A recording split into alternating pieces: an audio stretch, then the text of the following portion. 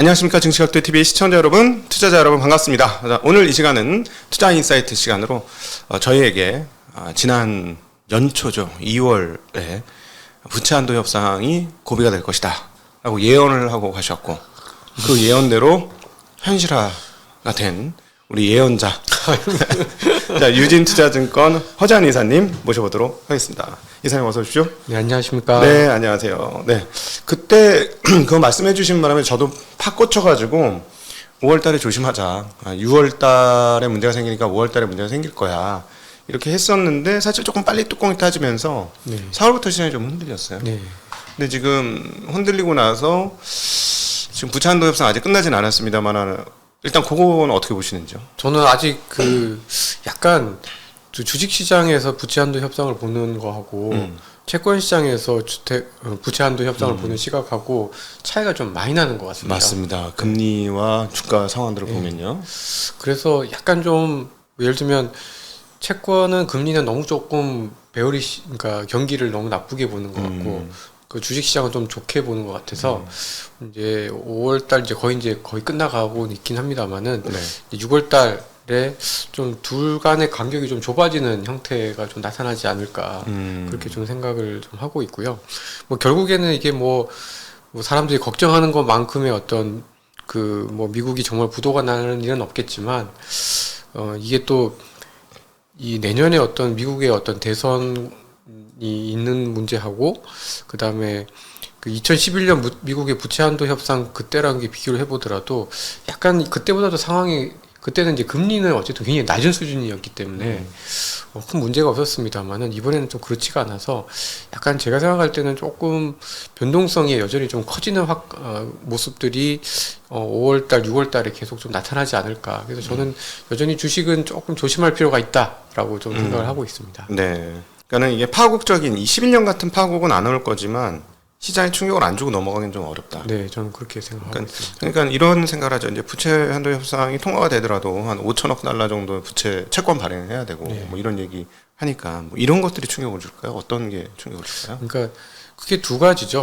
그러니까 부채 한도 협상을 한다고 치더라도 결국 이제 예산을 줄일 거잖아요. 근데 예산을 민주당의 의견대로 많이 안 줄이면 아마 인플레가 조금 더 잘 안 떨어지는 문제가 좀 생길 것 같고요. 네네. 그다음에 예산을 너무 많이 줄여버리면 이제 지금 안 그래도 미국 경기가 조금 꺾여 있는 상태인데 이제 정부 지출이 줄면서 경기 침체에 대한 걱정들이 좀 더 커질 수가 있습니다. 그러니까 약간 이게 부채 한도 협상 이후에 미국의 경기가 사실 다시 인플레에 대한 압력을 높이는 거냐 아니면 조금 오히려 이제 침체에 대한 위험들이 좀 커지는 거냐. 요게 이제 갈림길에 좀 놓여 있다라고 저는 생각을 좀 하고 있고요. 그래서 민주당의 의견대로 여전히 이렇게 부채 한도 협상을 한도를 높이되 예산을 많이 줄이지 않으면은 또 하반기에 생각보다 물가가 덜 떨어지는 문제 있기 때문에 하다못해 6월 달은 동결이라고 하더라도 7, 8월에 이것도 한번 금리 올려야 되는 거 아니냐 이런 걱정들이 나올 수가 있고요. 만약에 너무 예산을 많이 줄여 놓으면은 내년도까지 경기에 대한 기대감이 또 확 꺾이기 때문에 그 부분에서 이제 주식시장이 좀 흔들릴 가능성들이 좀 있지 않나라고 생각을 하고, 그리고 보통 보면 그래서 부채 한도 협상 전에는 금리가 좀 떨어지다가 국채 발행이 없으니까요. 근데 막상 이 합의를 하게 되면 잠깐 또 금리가 오릅니다. 말씀하신 것처럼 이제 그 공급 물량, 그다음에 국채 발행량 자체가 늘어나면서 약간 금리가 오르거든요. 근데 그런 모습들이 조금 더 나타나지 않을까. 그래서 이래저래 지금 주식도 채권도 조금 서로 동상이몽을 하면서 약간 불협화음이 좀 커진 상황이라 둘 다 좀 조심할 필요는 있다. 그렇게 보고 있습니다. 근데 둘 중에 주식시장 입장에서 뭐가 더 나쁠까요? 민주당 안이 통과되는 거, 공화당 안이 통과되는 거. 저는 단기적으로는 민주당 안이 통과가 돼서 예산을 좀 덜 줄이게 되면은 아무래도 지금은 이제 올해까지는 이제 금리 인상은 마무리다라는 게 대부분의 컨센서스인데 그게 흔들리는 순간 주식시장은 또 좀 많이 흔들릴 가능성이 좀 있기 때문에 저는 그 부분이 오히려 좀 더 리스크이지 않을까 생각하고 있습니다. 경기 침체는 어차피 이미 다 예상하고 있었는데 금리는 이제 동결로 끝났다, 이제 인상은 끝났다라고 이제 거의 확정적인 네. 생각을 하고 있는 시장에다 여기다 한 번 또는 두 번 금리를 더 올리면은 절대 금리도 높지만은 시장이 이제 편안하게 마음 먹었다가 잘 나가고 씻고 누웠는데 갑자기 유리창 깨지는 소리가 나오면서 또 뭐가 집에 툭 떨어져. 그러면 이제 집 밖에 옷 입고 나가야 되니까 얼마나 귀찮아요. 딱 그런 상황 아닌가? 네, 맞습니다. 예, 그런 느낌이 듭니다. 예, 그렇죠. 근데 지금 뭐 협의가 잘 되고 있다고 하는데 요게 한 중간 즈음에서 공화당도 받아들이고 민주당도 받아들일 정도 수준이 되면은 그럼 오히려 그게 황금률일 수도 있겠네요 이번에. 네, 물론 그게 가장 이상적인 경우인데 결국 다음 주가 벌써 6월 1일 옐렌 의장이 얘기를 했었던 이제 시한이 다가오고 있는데 네. 지금 어저께 뉴스까지만 보면은 어쨌든 약간 중간 합의 단계를 빨리는 지금 못 찾고 있는 게 아닌가 저는 그렇게 좀 보고 네. 있습니다. 만약에 합의가 안 되면은 그렇다고 부도낼 것 같은 분위기는 아니죠. 이번에는 민주당 네. 공화당 하는 얘기가 그러면은 네. 약간 단기 예산으로 돌려가지고. 그러니까 가장 현실적인 방법은 한 9월이나 올해 연말까지 임시 예산을 두고 네. 그러니까 조금 한도를 높이고 난 다음에 9월까지 12월까지 이제 시간을 두고 추가적인 이제 협상을 하는 네. 그 방법이 가장 뭐 현실적으로 도입할 수 있는 방법이 아닌가 싶고요. 그리고 6월 1일이 지나더라도 실제로 이제 그 재무부의 돈이 이제 완전히 사라지는 거는 6월 한 중순 정도? 그러니까 약간 뭐 한 2, 3주 정도는 시간들이 있으니까요. 그 뭐 이렇게 약간의 시간적 여유는 있다라고 보시면 될 것 같습니다. 근데 뭐 500억 달러 이하로 이제 잔고가 줄었다. 네. 저기 트레저리 어카운트가 다 줄었다. 이제 얼마 안 남았다 막 그러는데 뭐 버틸 수 있는 게 어떻게 버티냐면요. 이자를 먼저 주고 나머지는 나중에 주는 형태로 하면 조금 더 시간을 벌 수가 있습니다. 아, 그렇구나. 저희 각도기 TV에서는 한국 주식시장 특별히 보건데 반도체는 하반기 좋아지지 않겠나. 그리고 또 경제부 장관 말씀에 의하면 수출입이 9월달 정도면은 흑자 전환한다 이런 얘기를 해요. 그래서 그러면 우리는 이제 주식시장, 한국 시장은 이제는 최악의 상황은 벗어서 실적이 이제 좋아지는 상황이 올 거야 이런 예상을 지금 하고 있는데 여기 대해서 어떻게 생각하십니까? 더 나빠지지 않는 거는 맞는 것 같습니다. 예. 그러니까 기본적으로 반도체가 한국 수출에서 차지하고 있는 비중이 워낙 큰데 이제 감산을 하게 되면 이제 반도체 가격이 하락하는 속도가 좀 둔화가 될 거고 최근에 DDR5 같은 경우에는 약간 올랐죠. 가격도 올라가고 있기 때문에 분명히 더 나빠지지 않는 거는 맞다고 보고 있고요. 그리고 유가도 지금 뭐 70불대에 계속 머물러 있으니까 요게 조금만 더 연장이 되게 되면은 막 무역 적자가 더 늘어나기보다는 조금씩 줄어들 수 있는 타이밍에 온 건 맞습니다. 네. 근데 보통 보면 저희가 이렇게 무역 적자나 수출이 마이너스 났다가 이렇게 회복돼서 올라올 때 대단히 속도가 빠르거든요. 거의 그림으로 보면 거의 V자거든요. 네네네. 근데 이번에는 좀 V자 형태라기보다는 U자 형태가 좀 되지 않겠느냐. 저는 그렇게 예상을 좀 하고 있고요. 네. 그렇게 생각하는 이유, 이제 첫 번째 이유는 일단 지금 수출 구조가 엄청 많이 바뀌었습니다. 그쵸. 네. 그러니까 한국의 대중국 수출 비중이 지금 20%가 안 되거든요. 네. 19.5%인가 뭐 이렇게 이제 확 떨어졌는데 네. 지금 미국 그 수출 비중이 18%대 중반대까지 올라왔습니다. 네. 그러니까 어떻게 보면 중국은 사실 지금 하반기에도 더 좋아지기는 사실 쉽지 않아 보이고 미국도 경제가 갑자기 하반기에 더 좋아지기는 쉽지 않고 미국 경기도 조금씩 지금 나빠지고 있는 상황이다 보니까 이게 수출 쪽에서 V자 반등하기는 거의 어렵다라고 저는 판단을 하고 있습니다. 네. 그리고 최근에 저희 그 한국 무역 적자에 있어서 가장 큰 부분을 차지하고 있는 것 중에 하나가 뭐냐면 크게 두 가지인데요. 하나는 IT 부품. 네. 그러니까 예를 들면 뭐 LCD 같은 거는 이미 이제 그 중국 쪽이 훨씬 더 잘하다 보니까 저희가 이제 수입하는 쪽으로 좀 반전이 되었고 두 번째는 이제 2차 전지 소재 원재료가 되는 뭐 수산화 리튬, 뭐 수산화 코발트 이런 것들을 저희가 중국으로부터 엄청 수입을 많이 합니다. 네. 이제 항목으로는 무기화학이라고 하는 품목으로 이렇게 그 큰 덩어리에서 이제 잡히긴 하는데 그러다 보니까 이 한국의 수출은 확 좋아지기는 어려운 상황이고 그렇다고 해서 수입을 저희가 뭐 경기가 안 좋다고 해서 줄어들기가 쉽지가 않은 상황이기 때문에 저희는 제가 생각할 때는 조금 줄어들고 무역 적자가 줄어들고 수출이 조금 마이너스 폭을 줄이는 것이지 이게 기대하는 것만큼 정부에서 얘기하는 것만큼 예를 들면 상저하고 이런 식으로의 어떤 반등이 나타나기는 그렇게 쉽진 않을 거다. 약간 V자보다는 U자 형태에 가까울 거기 때문에 여기서 너무 우리가 반전에 대한 기대감을 크게 가져가기는 좀 아직은 좀 이른 상황이 아니냐 저는 네. 그렇게 보고 있습니다. 우리가 수출이 늘려면 중국의 수출이 증가를 해야 되나요? 내수가 좋아져야 될까요? 그런 게 좀 궁금하더라고요. 왜냐하면 사실 반도체가 좋아지면 좋아지는 거잖아요. 네. 우리는 간단하잖아요. 네. 근데 이제 반도체를 보면은 중국에서 이제 공장이 인도나 이제 동남 이제 아시아 그러니까 베트남이나 이런 쪽으로 많이 이전을 해서 우리가 아세안 교역은 좀 늘어난 네. 거잖아요. 수출이. 그러니까 거기에 이제 좀 차치한 이렇게 빼 먹으면서 중국 수출 양이 좀 교역량이 좀 줄은 거고.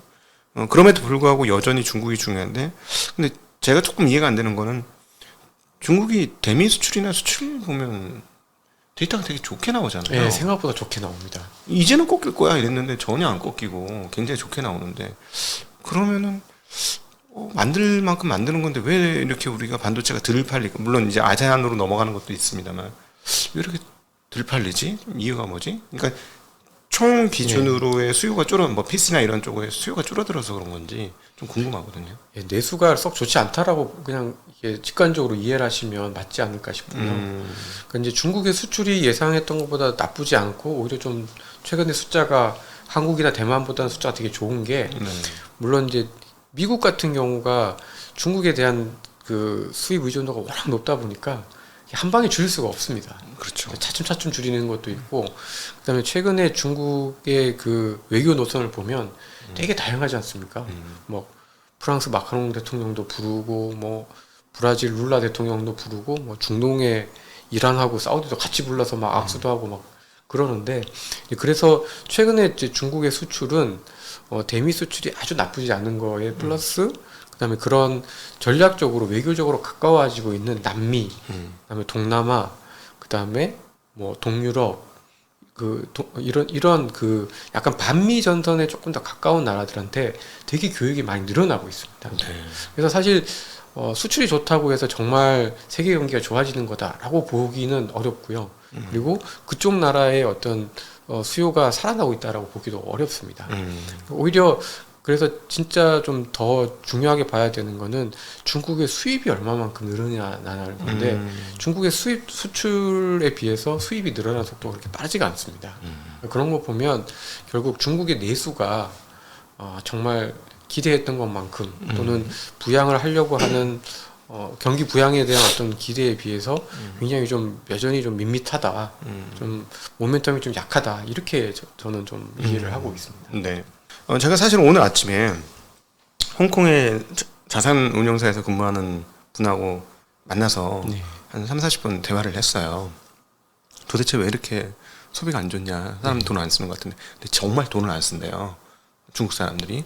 근데 왜 그런가 봤더니 걔네는 이제 상처 효과라고 표현한답니다. 그러니까 일종의 트라우마. 그러니까 그 집값도 떨어지고 코로나 걸리면서 그다음에 이제 정부의 압박 그래서 이제 대기업들 저희 IT 대기업들 손상당하고 뭐 이런 것들이 뭐 종합되면서 사람들이 지금 무서워서 돈을 잘 안 쓴다는 거예요. 근데 이거는 시간이 갈수록 좀 풀리지 않겠느냐. 예, 그리고 자기네들은 뭐 아무래도 보유 편향 비슷하게 자기네들은 주식을 팔아야 되는 입장이니까 그렇게 생각하는 부분도 있지만 이제 이건 풀릴 것이다라고 생각을 한다고 하더라고요. 그러면 사실은 그 시간이 지나서 만약에 중국의 소비나 이런 것들이 늘어나면 우리의 수출도 좀 늘어나면서 약간 좀 그때는 제대로 된 회복을 할 수 있다. 이렇게 보시나요? 근데 저는 그게 생각보다 좀 시간이 더 걸리지 않겠나라고 생각을 하고 있습니다. 왜냐하면 최근에 중국의 부동산 데이터들이 조금 올라가고 있거든요. 그렇죠. 근데 올라가다 보니까 또 사실 이제 중국 정부의 어떤 입장 자체가 지난 4월달, 5월달 그 중국 국무회의에서 얘기를 나온 거 보면 부양은 하되 추가적인 건 더 없다라는 식으로 얘기를 한 걸 보면 중국 정부가 계속해서 그런 부채 관리에 조금 더 우선순위를 두고 있다라는 거고 그러면 풀리긴 풀려서 조금씩은 올라오긴 하겠습니다만은 저희가 기대하는 것만큼의 속도가 나오겠나 그건 그럴 것 같습니다. 생각이 좀 들어서 저는 조금 저희가 이게 중국이 정말 좋아진다라고 느껴지기까지는 조금 더 예열이 필요하고 조금 더 시간이 걸릴 거다라고 생각하고 있습니다. 네네네. 그러니까는 그러면은 이제 우리 경제부 장관이 말씀하신 9월달에 흑자 전환 이거는 가능할까요? 흑자 전환 자체는 가능할 것 같은데요. 보통 저희는 이제 무역 적자가 이렇게 딱 올라오면 네.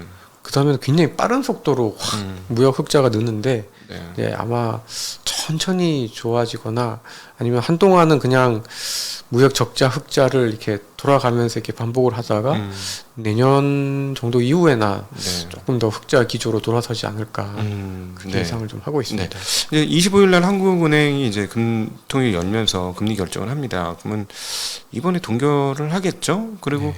어떤 분들은 한국은 지금 인플레이션이 상당히 다른 나라에 비해 빨리 잡혔으니 우리나라도 금리를 인하하지 않겠는가 하는 예상도 하는데 이 부분은 어떻게 보십니까?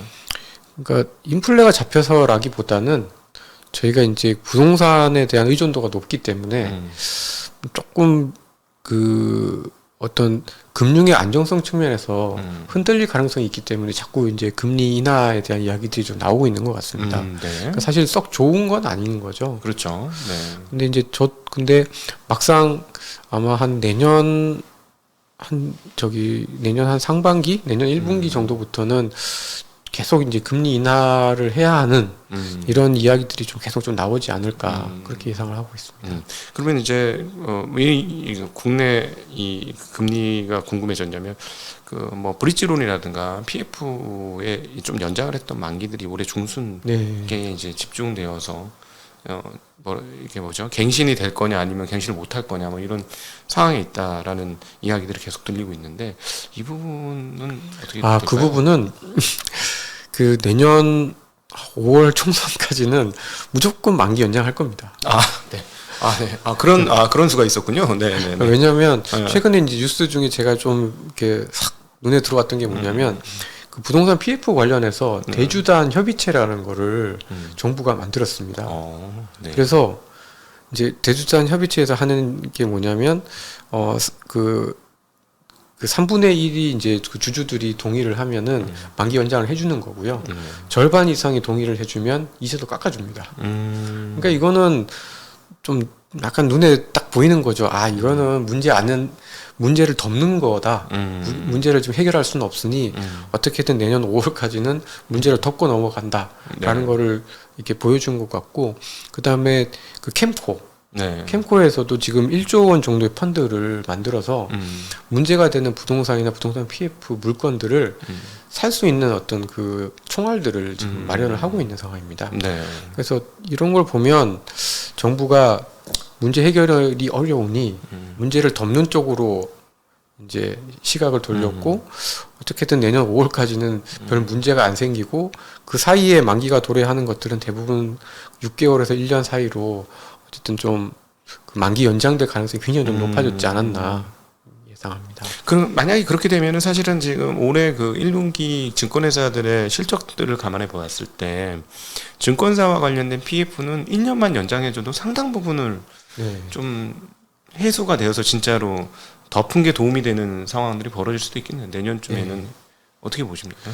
그래서 저도 올해는 그렇게 나빠 보이진 않습니다. 특히 이제 저희 이제 증권사 직원 입장에서 봤을 때는 작년에는 굉장히 침울했고 굉장히 이제 위기감이 있었는데, 그렇죠. 정말 어디 자빠진다 막 이런 얘기 했었으니까. 근데 올해 1분기에는 그런 얘기 없고 오히려 생각했던 것보다 다들 또 열심히 하고 위기 관리를 열심히 해서 그런지 1분기 때 실적들이 대부분 다 좋은 편인데요. 제가 좀 느낀 거는 약간 특히 이제 중소형사들 중심으로 해서 봤을 때는 차이가 좀 많이 납니다. 그러니까 이제 저희 유진 같은 경우에 이렇게 그냥 not bad 정도 수준이고요. 근데 이제 부동산에 대한 노출도가 높은 데들은 몇몇 있죠. 좀 많이 여전히 이제 좀 여전히 좋지 않은 편이고 그런 쪽이 적은 쪽들은 올해 1분기 때 생각보다 돈을 많이 번 것 같습니다. 네, 브릿지론 많이 걸리는 회사들이 좀 있고, 그다음에 본 PF도 좀 비율적으로 총 자본금 대비 비율이 조금 높게 잡힌 데가 있고, 이런 회사들만 어제 보니까 5개 좀 넘는 것 같던데 그런 회사들은 좀 문제가 될 수도 있다는 거죠. 그럼 이건 시간을 끌어줘도 해결이 안 될까요, 이 회사들은?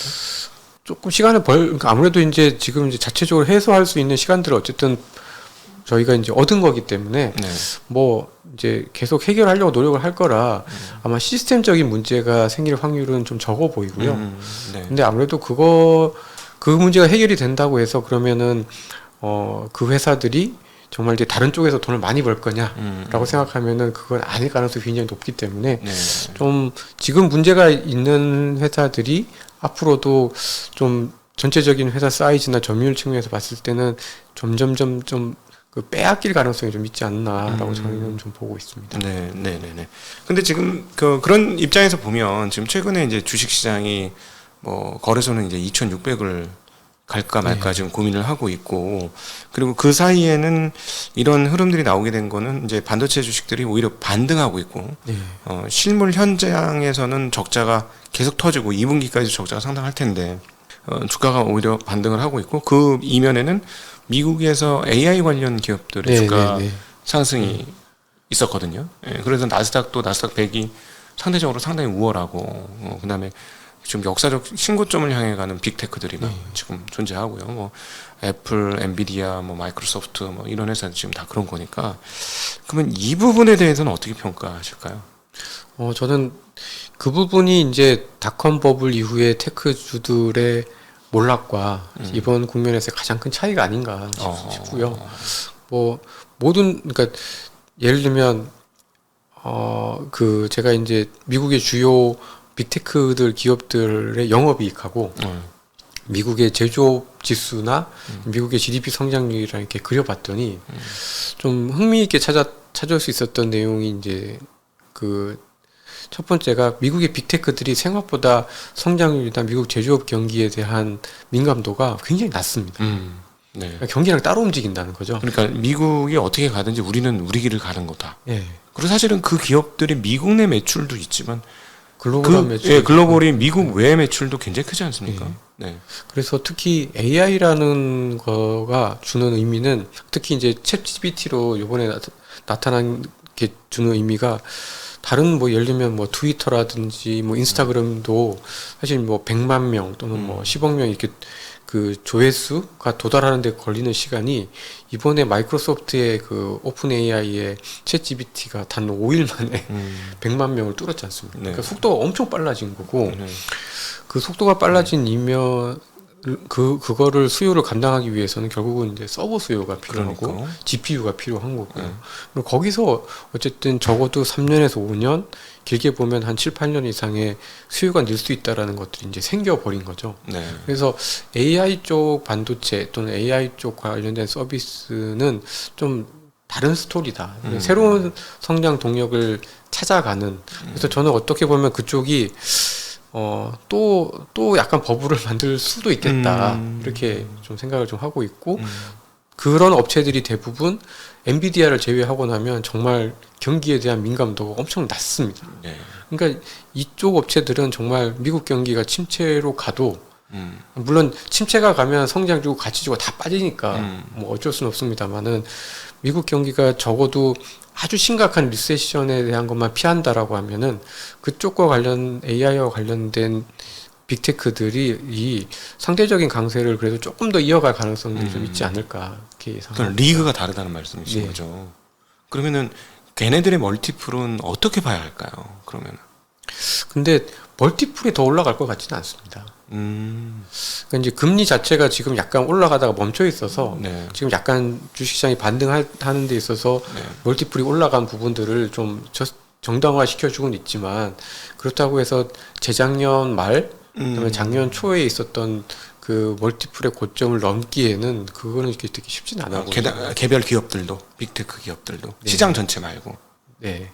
그렇게 현재 그 미국 경기가 나쁘다라고 볼 수 있는 여건은 없잖아요. 고용이라든가 네. 소비라든가 이런 모든 것들을 보면.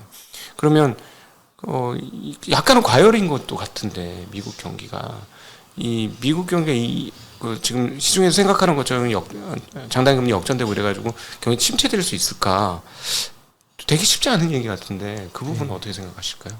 저도 그 부분이 저희처럼 이제 분석하는 사람들이 지금 가장 많이 하는 실수라고 생각하고 있습니다. 네.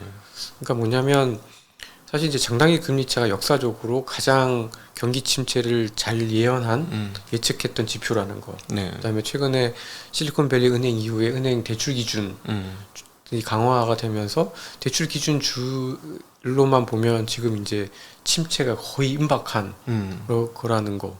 이런 걸 보면 뭐 데이터만 보면은 이거는 경기 침체로 안 가는 게 너무나 이상할 거죠. 네. 왜냐하면 과거에 그 지표들이 정확하게 침체들을 예언을 해왔고 예측을 해왔기 때문에. 네. 근데 막상 고용이나 소비는 그렇지 않은 네. 상황이잖아요. 네. 그래서 데이터만 보시는 분들은 아니 이거는 시간의 문제지 원래 통화 정책이라는 거는 시차가 있으니까 네. 라고 얘기를 하면서 이제 자꾸 이제 그 자신들의 주장을 정당화하는데 막상 실물 경제에 가서 이렇게 사람들 사는 걸 보고 얘기를 들으면 말씀하신 것처럼 고용도 나쁘지 않고 여전히 뭐 그 사람들이 쓰고 있는 현금도 적지 않은 것 같고 네. 물론 이제 작년보다는 좀 줄긴 했습니다만은 네.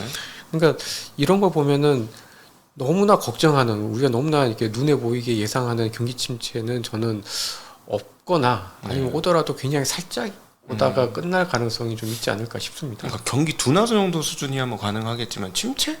네. 과연 올까? 막 이런 생각이 인지를 막 들거든요. 근데 이제 제가 그 이유를 막 생각을 해봤거든요. 네. 그러니까 보통 경기 침체라는 거는 그 이전 사이클에서 뭔가 불균형이 있고 네. 과잉이 있고 뭐 예를 들면 뭐 부채를 많이 쌓았다던가 아니면 부동산 가격이 막 너무 실제에 비해서 너무 비싸다던가 이런 것들이 이제 꺼지는 과정에서 이렇게 침체가 나타나게 되는데 이번에는 그런 과잉이 어디서 나타났나를 살펴보면 제 생각에는 막 비상장 기업 또는 PE 또는 은행이 아닌 비은행의 여러 가지 다른 자금 조달 방법들 이쪽에서 좀 과잉이 있었지 않았나 싶고요. 그러다 보니까 실제로 금리를 미국이 500bp 올리고 저희 한국이 300bp 넘게 올렸지만 이게 실제 사람들의 삶에 주는 피해가 생각보다는 크지 않은 것 같습니다. 그래서 저는 이번에 경기 침체는 과거랑은 굉장히 많이 다르다.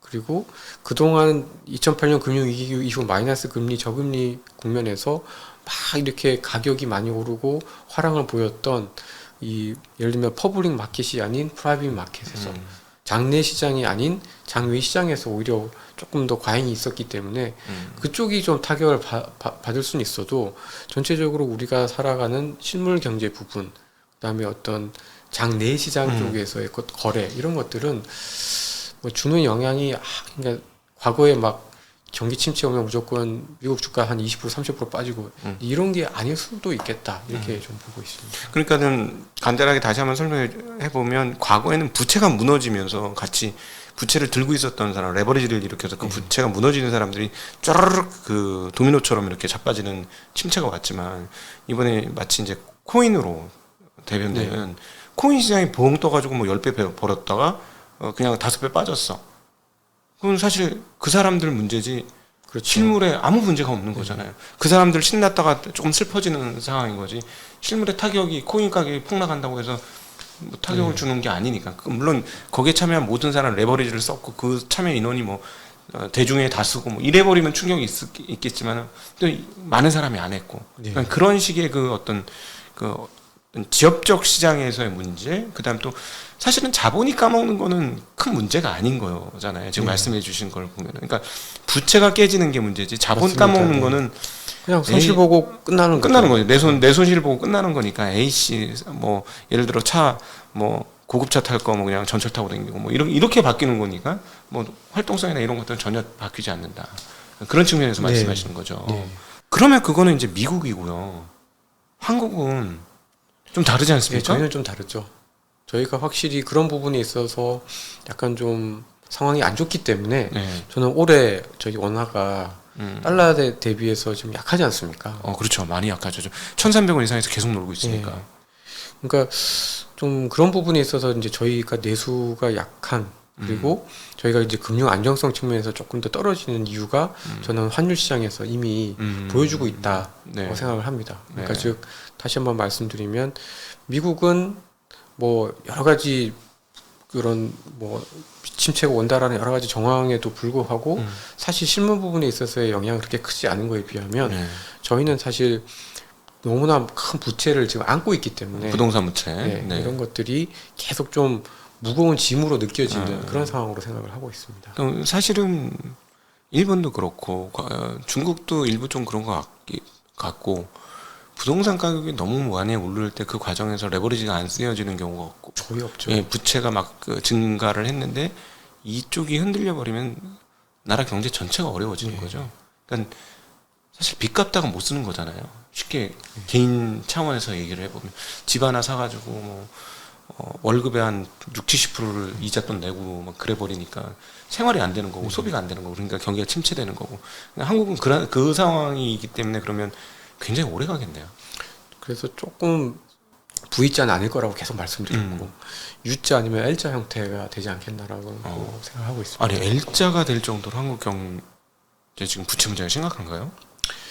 심각합니다. 그러니까 심각하다라는 게 이제 제가 어떤 관점에서 말씀드리냐면 이제 보통 저희가 이제 침체라고 하면 이제 미국 기준으로 말씀드리는 거고 미국이 왜 이 침체에 예민하냐면 사람을 쉽게 자를 수가 있기 때문에 경기가 한번 꺾였을 때 그 뭐 유럽이나 일본처럼 저희 한국처럼 사람을 못 자르는 과정에서는 서서히 나빠졌다가 아주 서서히 좋아지는데 미국은 경기 진짜 나빠지면 그냥 사람 확 따자르고 진짜 지난번에 코로나 때 그 실업률 데이터 보시면 진짜 기가 찹니다. 네. 진짜 무서울 정도로 하기 때문에 미국이 사실은 이제 사이클을 잘 보여주되 변동성이 이제 큰 시장입니다.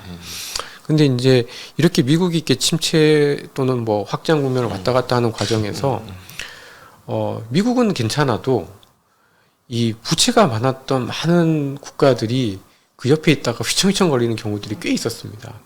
예. 그게 이제 90년대 초에 북유럽 국가들, 스웨덴, 핀란드 이제 이런 국가들이 그때 당시에 미국은 조금 나빠졌는데 이제 금융위기로 인해서 한 2년, 3년 정도 굉장히 좀 긴 침체가 있었고요. 그러고 난 다음에도 회복되는데 꽤 오랜 시간이 걸렸습니다. 그래서 L자형이라기보다는 근데 이제 그 나라들이 대부분 부채, 특히 이제 부동산과 관련된 부채들이 많았던 나라들이 대부분 그랬기 때문에 네. 저희도 좀 이번에는 그럴 가능성이 좀 있지 않을까. 그러니까 뭐 아주 심각한 그래도 저희는 수출을 하고 뭐 기업들이 그래도 경쟁력이 있는 편이기 때문에 막 아주 심각한 침체가 오래되진 않아도 이게 전체적으로 큰 바닥을 치고 이렇게 쭉 올라가는 데 있어서는 과거보다는 확실히 좀 탄력이 좀 떨어질 가능성이 좀 높다라고 보고 있습니다. 네, 그러니까 참 결과적으로 보면은 한국의 부동산 가격이 소득 대비 그다음에 전체 GDP 대비 좀 부담되는 수준까지 온 거죠. 예, 왔었다가 지금 조정을 받았는데 조금 꿈틀거리니까 또 난리잖아요 요즘에. 네. 아이고 뭐 몇십 년 불패였으니까 아무래도. 근데 그 경제하는 입장에서 보면은 부동산 가격이 여기서 더 오른다라고 하는 건 부담이 점점점 커지는 거죠. 그러니까 이게 부동산뿐만 아니라 사실 제가 보기에는 차라리 주식에서 조금 더 자산들이 더 가서 주식 쪽에서 버블이 생기는 게 훨씬 더 건강한 거 아니었었을까.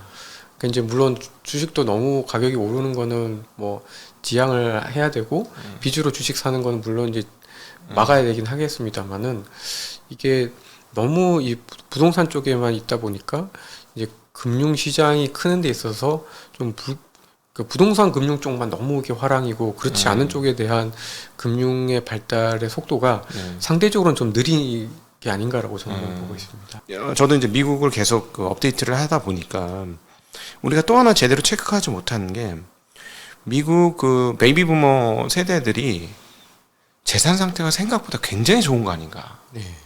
보통은 코로나 때 나갔으면 돌아와야 되는데 안 돌아오는 걸 봐서는 퇴직금이 지금 되게 빠방하게 있는 거 아닌가. 근데 생각해보니까 401k를 주식 투자로 꽤 많이 했을 테니 지난 십몇 년간 주식이 2008년 이후 계속 고공행진했고 신고가를 기록했는데 당연히 401k가 엄청나게 늘었겠네. 많게는 2배 이상 느는 사람도 있겠네.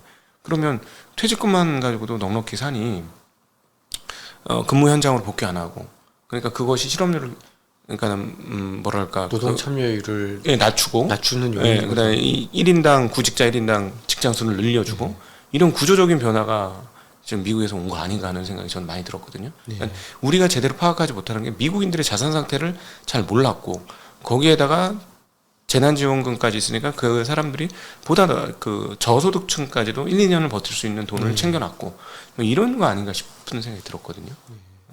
저는 그 부분에 대해서 맞다고 생각합니다. 네. 그러니까 그냥 그 저희보다 401k로 어쨌든 주식 투자를 미국 사람들이 많이 하잖아요. 네, 그러니까요. 그러니까 제 친구도 이제 미국에서 대학원 나오고 박사 해가지고 이제 취직해가지고 이제 한 몇 년 지난 한 5년 10년 전부터 이제 월급을 받는데 네. 그 받는 거에 한 10%인가 20%가 거의 그냥 나스닥에 들어간대요. 그러니까 뭐 예를 들면 뭐 3천만 원에서 5천만 원에서 월급 받은 거에 이제 뭐 한 300에서 한 400? 좀 많이 들어가면 한 6, 700 이상이 그냥 나스닥에 매년 이렇게 들어갔는데 2000년대 닷컴 버블 때 샀더라도 지금 나스닥 지수가 거의 한 3배, 2.7배, 3배 가까이 올랐잖아요. 그러니까 자산이 뭐 많이 늘어났죠. 네. 그리고 부동산 가격도 많이 빠졌다가 뭐 부동산은 그때 이제 2008년 금융위기에 많이 팔긴 했습니다만은 어쨌든 부동산 가격도 많이 올라와서 거의 원상복귀 다 한 상태고. 그러니까 자산 가격, 그러니까 자산 측면에서 봤을 때는 지금 은퇴하고 있는 사람들이 최근에 주가가 작년에 한 5% 정도 빠졌다고 해도 여전히 자산 상태는 굉장히 좀 우량한, 그 부채는 또 별로 없고. 그러니까. 이런 상태니까 충분히 버틸만한 것 같습니다. 그래서 저희가 좀 말씀하신 것처럼 생각했던 것보다 미국 사람들의 어떤 자산 건전성이 좀 좋은 편에 속하고 그러다 보니까 경기가 조금 나빠져도 잘 안 죽는 경기 자체가 잘 안 죽는 뭐 그런 거가 있다고 보여지고요. 대신에 또 V자 반응도 잘 안 나오는 그런 형태가 아닐까라고 보고 있습니다. 네네네네. 그러면 한국 같은 경우는 그 일단 경기는 분명히 안 좋을 것이고 자산 시장은 좀 다르게 움직일 수는 있겠네요. 그럼 한국 같은 경우는 좀 지금 말씀을 들어보니까 경기 회복은 부채 문제 때문에 해결하는데 이거 뭐 1, 2년 걸릴 문제가 아니니까 한국은 계속 이렇게 덜미를 붙잡고 아까 짐을 지었다고 표현하셨지만 계속 그런 상황들이 유지될 것 같고 주식 시장은 몸이 가볍지 않나요? 지금? 그러니까 비싸지 않잖아요. 네.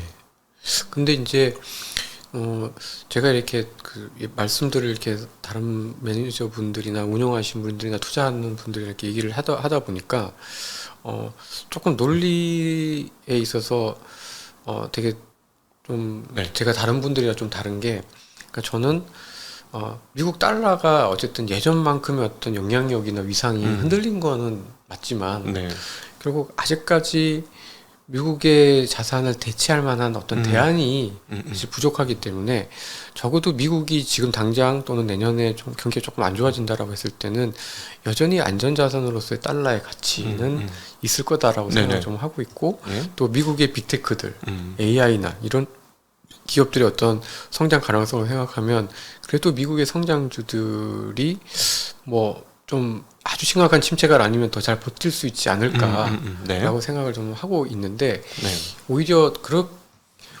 이제 그런 부분에 있어서 미국 시장은 너무 비싸다. 일단 미국 주가는 일단 좀 비싸고 그러니까 코로나 이후에 조정을 받았지만 코로나 이전에 비해서는 여전히 굉장히 위에 있기 때문에 이제 비싸다라는 의견. 그리고 반도체나 한국의 경기나 수출이 그래도 올해 하반기나 내년에 좀 반등하지 않겠느냐. 그리고 이제 뭐 무역 수지도 이제 적자에서 좀 탈피하게 되면 환도 달러보다는 원화가 낫지 않겠나.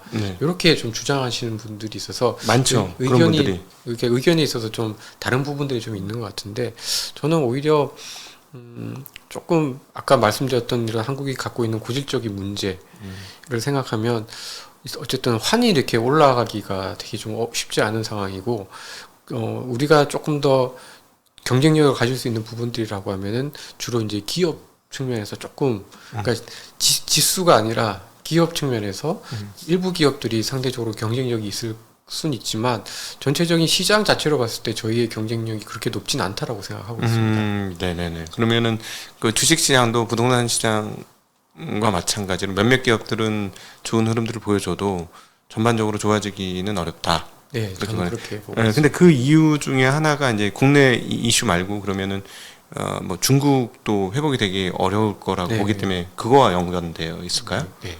최근에 뉴스에서 보셨을 수도 있는데 중국의 반간첩법이라고 들어보셨죠? 못 들어봤는데. 그 방첩법이라고 해서 네. 중국이 이제 국가 기밀이나 안보와 관련된 어떤 문서 데이터를 뭐 훔쳐보거나 엿보거나 공유하는 것 자체를 금지하는 법안을 이제 확대 개편을 했습니다. 근데 이제 그 국가 기밀이 그럼 뭐냐? 그냥 공산당의 판단에 이렇게 자의적으로. 자의적으로 해석이 되는 거죠. 네. 그래서 최근에 미국의 뭐 베인앤컴퍼니나 뭐 민츠 그룹과 같은 컨설팅 회사나 이 정보나 그 데이터 수집하는 기관들이 중국에 압수수색 당했습니다. 네. 이제 그게 뭘 의미하냐면 중국이 이제는 단순히 그냥 통제를 어느 정도까지 하냐면 개별 기업들의 내용들까지도 기업들이 뭘 하는 것까지도 통제를 한다는 거죠. 저는 사실 마윈이 다시 돌아오면서 정말 민간 기업들한테 좀 활력을 줄 수 있지 않을까 싶었는데 이 반간첩법 통과를 보고 뭐 그 기업들의 데이터를 중국 정부가 기업들에 대한 데이터까지도 중국 정부가 통제하려는 걸 보면서 아 얘네들은 안 변했구나. 네. 정말 그러니까 등소평 이전에 중국은 성장 위주로 갔던 시스템이었다라고 하면 시진핑 주석 이후에 중국의 경제 시스템은 안보 위주, 통제 위주의 시스템입니다. 네. 근데 그렇게 되면은 사실 민간이 활력을 띠기가 굉장히 어렵다는 거죠. 안 그래도 지금 중국 사람들이 제일 원하는 건 제발 가만히 있으라는 거예요. 정부가 제발 가만히 있어라. 우리가 알아서 할 테니까. 우리 알아서 잘하는데 네. 철퇴를 내리지 말아라. 그걸 굉장히 상처받아서 힘들어한다고 하더라고요. 그래서 좀 기업들의 어떤 혁신이라는 거 있잖아요. 그러니까 미국 기업들이 그들이 대단히 천재라서 그렇게라기보다는 그 시스템 내에서 서로 경쟁을 하면서 어쨌든 혁신을 만들어내고 거기에 대해서 프라이싱하는 문화가 이제 잡혀 있기 때문에 저는 미국 주식 시장이 굉장히 잘 돼 있다라고 보고 있는데 중국 같은 경우에는 그런 시스템이 없고 모든 발전이나 혁신도 정부가 하려고 하는데 이거는 잘 되긴 어려운 것 같습니다. 거기서 이제 근본적인 한계가 저는 중국에서 좀 나오지 않을까. 이렇게 예상을 좀 해서 중국도 좀 쉽진 않다라고 보고 있는 거죠. 네네네. 그래서 그로 인해서 또 한국도 탄력이 그렇게 좋지는 않을 거예요. 과거만큼. 네. 그러니까 중국에 그동안 저희가 물건을 많이 팔았던 품목들을 대체하려고 할 거고 그리고 저희가 하이닉스든 뭐 삼성전자든 중국에 있는 공장도 이제 미국의 눈치를 보면서 투자를 부분적으로밖에 못 하잖아요. 네. 그러면 그 안에 있는 자산이 점점점 그 지속성이나 가치가 떨어질 수밖에 없는 것 같습니다. 네. 투자는 계속 해야지만 이게 가치가 유지가 되는 거잖아요. 네. 그래서 좀 그런 부분에 있어서 좀 중국에 대한 눈높이, 중국에 대한 기대를 좀 낮춰야 되지 않을까. 좀 그렇게 좀 보고 있습니다. 네네. 그래서 한국 주식시장도 몇몇 기업들 빼고는 지금은 오히려 연초 대비 그렇게 긍정적이지 않다는 말씀이신 거죠? 네네. 저희 올해 국내 시장도 그렇고 미국 시장도 보면은 되는 기업들만 되거든요. 그러니까 특히 미국 같은 경우에는 AI와 관련된 테마들만 굉장히 세고 나머지 업체들은 그거 빼고 나면 사실 별로 오른 게 없습니다. 롤세리처는 연중 최저 근처에서 계속 놀고 있죠. 그러니까 저희도 저희는 이제 2차 전지 그 배터리 그 소재 업체들 때문에 조금 이제 이상해지긴 했습니다만 저희도 사실 상승 종목수보다 연초 이후에 보면은 하락 종목수가 훨씬 더 많거든요. 네. 그래서 정말 이게 하반기 때 정말 경기가 좋아진다고 하면은 사실은 그 흐름이 좀 바뀌어야 됩니다. 네. 그러니까 대형주 위주가 아니라 소형주 위주로 전반적으로 이렇게 상승세가 조금씩 올라가야 되는데 그게 아니고 되는 업종들만 된다라는 거는 그 아무도 경기에 대한 자신감이 없다라는 거고 그렇다라고 하면은 진짜 경기랑 상관없는 업체들만 계속 좀 끌고 가는 형태가 되고 지수 자체는 올라가도 재미없거나 그거를 체감하는 사람들이 굉장히 없는 그러니까 실질적으로는 뭐 약세장이라고 표현하기는 어렵지만 체감이 굉장히 떨어지는 형태의 시장이 지금까지 진행되어 왔고 아직도 조금 더 그게 연장될 가능성이 저는 좀 더 크지 않나라고 생각하고 있습니다. 그러니까 추세적 상승장이라기보다도 계속 눈치 보기 하면서 조금 오르락내락하는 지금 사실은 지난 2월 이후에 보여줬던 그런 시장 흐름 정도를 예상한다. 네, 그렇습니다. 네. 자, 저희 채널에는 실전 투자하시는 분들이 굉장히 많아요. 그래서 또 금융계획 종사하시는 분이나 방송계획 종사하시는 분들이 굉장히 많거든요. 그런 채널인데 혹시 뭐 지금 그 미국 시장과 한국 시장 이렇게 전체 보시면서 당부하시고 싶으신 말씀 같은 거 있으실까요? 네, 뭐 제가 처음에도 좀 말씀드린 것처럼 저는 조금 미국의 부채 한도 협상도 그렇고 지금 주가가 2,600 코스피 예를 기준으로 2,600대, 뭐 S&P 500도 지금 뭐 4,200, 4,200까지 네. 연중 고점까지 좀 오긴 했는데 오히려 이제 지금부터는 조금 저희는 좀 조심을 해야 되는 상황이 아닌가. 네. 그러니까 걱정하는 것만큼의 어떤 침체는 안 나타나지만 그렇다고 해서 시장이 경기와 너무 동떨어져서 혼자 올라갈 수는 없기 때문에 네. 지금 오히려 약간 좀 보수적인 포트폴리오, 경기와 상관없이 갈 수 있는 알파에 조금 더 집중을 하는 그런 국면으로 좀 생각을 하고 있습니다. 그러면 이제 투자의 기회가 있긴 있는 거네요. 예, 하반기 한번 그러니까 부채 한도 협상 끝나고 예. 이게 이제 그 사실 뭐 소위 말하는 안도 감이 있을 때 조금 기회가 한 번 더 있을 것 같긴 합니다. 근데 이제 그렇다고 해서 어떤 대세 상승이라고 보기에는 약간 좀 한계가 있지 않나 이제 그렇게 예상을 하는 거죠. 그러니까 시장 전체가 오르는 건 아니고 되는 놈만 된다. 네. 사실 올해 지금 계속 그래요. 네. 개인 투자자에 좀 대응하기가 되게 쉽지 않은 한 해였고 좀 그런 국면이 조금 더 이어지지 않을까라고 생각하고 있습니다. 그러니까는 오르긴 올라도 20년 같은 그냥 모두가 다 사기만 하면 오르는 그런 장은 아닐 것이다. 네. 네, 네, 알겠습니다. 자, 오늘 우리 허전 이사님의 예언자 허전 이사님 모시고 굉장히 유익한 시장을 어떻게 파악해야 되고 어떤 거를 봐야 되고 한지에 대한 이야기를 잘 나누어 봤습니다. 굉장히 큰 도움이 되었고요. 네, 확실히 오늘 보셔서 아시겠습니다만 그 질문을 준비한 게 아니고 제가 궁금한 걸 여기저기 그냥 막 쑤시고 여쭤봤거든요. 그냥 거침없이 툭툭툭 생성형 AI처럼 툭툭툭 아닙니다. 쭉쭉쭉 이렇게 말씀을 해주셔가지고 얼마나 좋은지 모르겠습니다. 여러분도 아마 분명히 많이 도움이 되셨을 것 같고요. 뭐 우리 허재한 이사님한테 그 도움이 되셨으면 좋은 댓글을 남겨주시면 허재한 이사님도 보람이 있으실 것 같습니다. 네, 오늘 투자인사이트에 좋은 시간을 마련해주신 유진 투자증권의 허재한 이사님 감사드리고요. 함께 해주신 모든 시청자분께도 감사 인사드립니다. 인사드리겠습니다. 고맙습니다. 감사합니다.